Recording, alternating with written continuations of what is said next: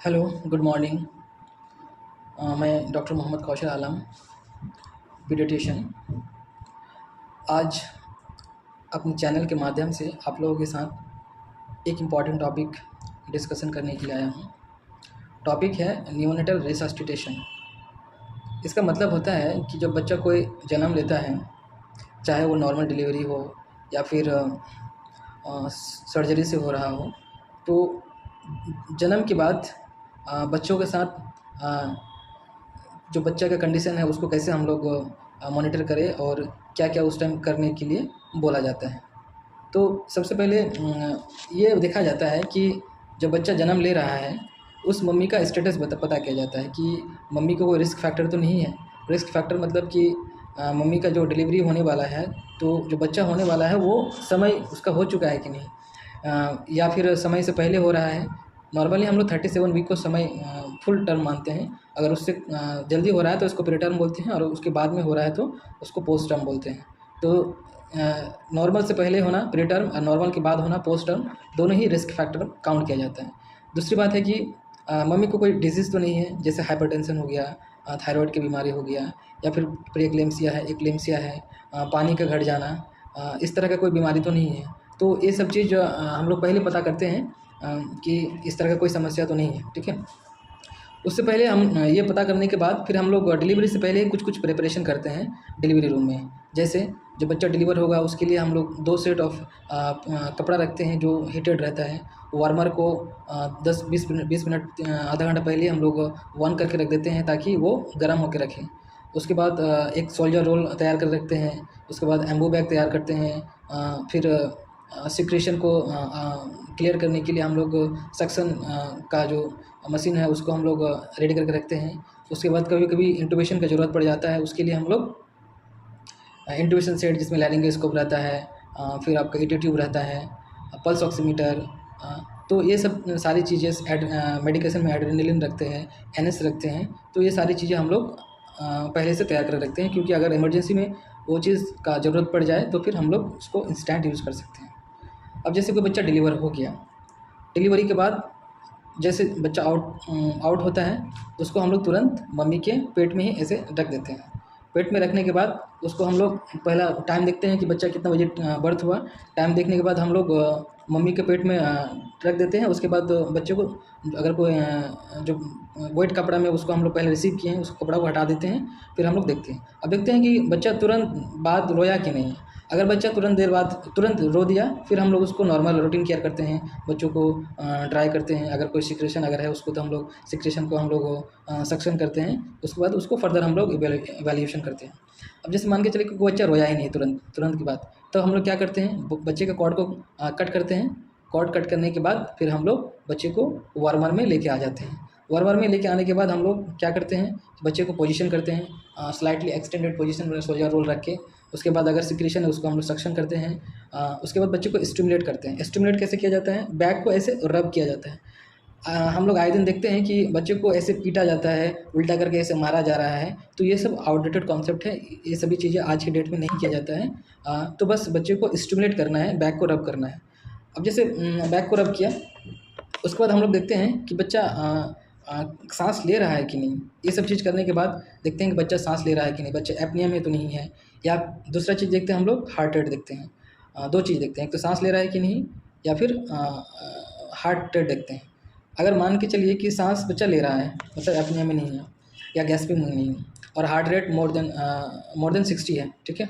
तो हम लोग क्या मोर देन 100 है, तो क्या हम लोग क्या करते हैं, बच्चों को रूटीन केयर करते हैं। वैसे फिर हम लोग उसको नॉर्मल केयर करते हैं। अब मान के चलिए कि या तो बच्चा साँस ही नहीं ले रहा है, जिसको हम एपनिया बोल रहे हैं, या फिर बच्चा का heart rate less than 100 degree है, लेस देन 100 है।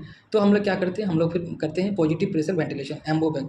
जैसे एम्बो बैग है, एम्बो बैग को कैसे पकड़ते हैं, ऐसे पकड़ते हैं, ये थंब एंड इंडेक्स फिंगर से, और ये 3 उंगली बच्चे के यहाँ पर रखा जाता है, और एम्बो बैग में को सील किया जाता है। नाक और ये मुंह इतना सील होना चाहिए। उसके बाद हम लोग एम्बो बैग को देते हैं। कैसे देते हैं, एम्बो बैग को देने का रेट, आपका जो रेस्पिरेटरी रेट है वो 40 से 60 होना चाहिए। तो उसको हम लोग कैसे कैलकुलेट करते हैं, नॉर्मल फार्मूला हम लोग बना के रखे हैं। कैसे देना होता है, ब्रीथ 2-3, ब्रीथ 2-3, ब्रीथ 2-3, मतलब जब दबा रहे हैं उसको ब्रीथ, उसके बाद 2-3, ब्रीथ 2-3, इस तरह से हम लोग देंगे तो 1 मिनट में 40 से 50 बार डिलीवर हो जाएगा वो चीज़। अब ये चीज़ कितना देर तक करना है, ये चीज़ हम लोग 30 सेकंड के करते हैं। 30 सेकंड में भी हम लोग पहला 15 सेकंड करते हैं, उसके बाद देखते हैं कि चेस्ट राइज़ कर रहा है कि नहीं। अगर मान के चलिए कि चेस्ट राइज़ कर रहा है तो फिर हम लोग 15 सेकंड देके सब मिला के हम लोग फिर 30 सेकंड कर देते हैं, ठीक है।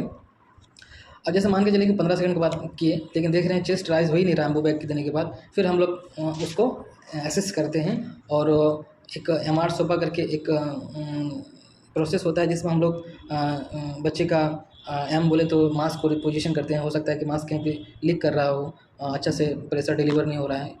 एम से मार्क्स रीएडजस्टमेंट एंड आर से हम लोग देखते हैं कि जैसे मास्क रीएडजस्ट हो गया है, ठीक है, उसके बाद फिर हम लोग उसको अच्छे से डिलीवर करते हैं। उसके बाद ऐसे सक्शन मान के चले कि उसमें देने के बाद भी बच्चा का चेस्ट राइज नहीं हो रहा है, फिर हम लोग सक्शन करते हैं। सक्शन के साथ हम लोग ओपन ऑफ ईयर भी, मतलब बच्चे के मुंह को ऐसे करके थोड़ा सा खोलते हैं उंगली से, ताकि प्रेशर अच्छे से डिलीवर हो गए। तो एम आर उसके बाद अगर इससे भी नहीं हो पा रहा है तो फिर हम लोग एक प्रेशर को बढ़ाते हैं, जितना ज़ोर से दे रहे थे उससे ज़्यादा प्रेशर से देते हैं, और उससे भी नहीं हो रहा तो फिर हम लोग ऑल्टरनेट ईयर भी बच्चों को इंट्यूबेट करना पड़ सकता है।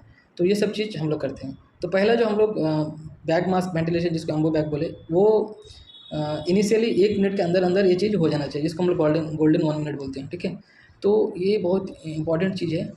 हम लोग देखते हैं, सुनते हैं इस तरह का माल प्रैक्टिस होता है कि बच्चा रोया नहीं, उसको आधा घंटे तक पीटा जा रहा है, उसको तेल से मसाज किया जा रहा है। तो ये सारी चीज़ें गलत है। इसे करने से बच्चे का फर्दर जो लाइफ है बहुत फ्रूटफुल नहीं होता है।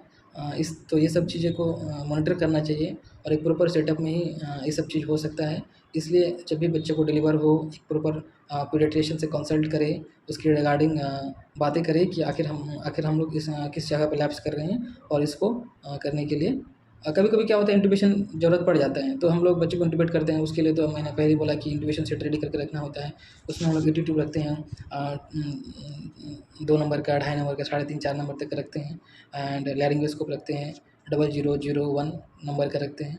तो कोई बच्चे को इंट्यूबेट किया गया, अब कितना नंबर का ईटी ट्यूब यूज़ किया जाए उसके लिए एक सिंपल सा है। अगर बच्चे 1 से 2 केजी का है तो 3 नंबर करते हैं, 2 केजी से ज़्यादा है तो 2.5 नंबर का करते हैं। अब कितना डेप्थ पे उसको फिक्स किया जाए, तो इसके लिए एक सिंपल सा फॉर्मूला है कि बच्चे का जितना वेट है उसमें हम लोग एक को एक ऐड कर देते हैं। जैसे मान के चलिए बच्चे का वजन 2 केजी है, तो हम लोग क्या करते हैं, सॉरी, बच्चे का जितना वजन है उसमें 6 को ऐड कर देते हैं। जैसे बच्चे का वजन 2 केजी है तो 2 + 6 8 में वो फिक्स कर देते हैं।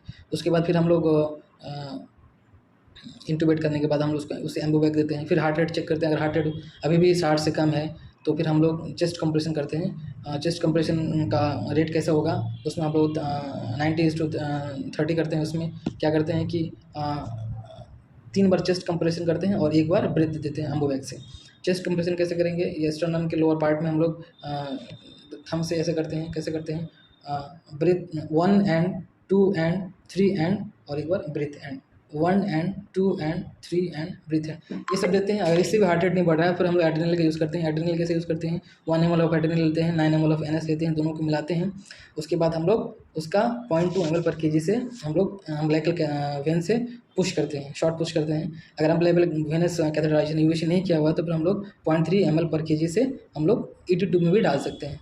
तो ये सारा मैन्यूवर किया जाए, इस तरह का सेटअप होना ज़रूरी होता है during delivery process. Thank you.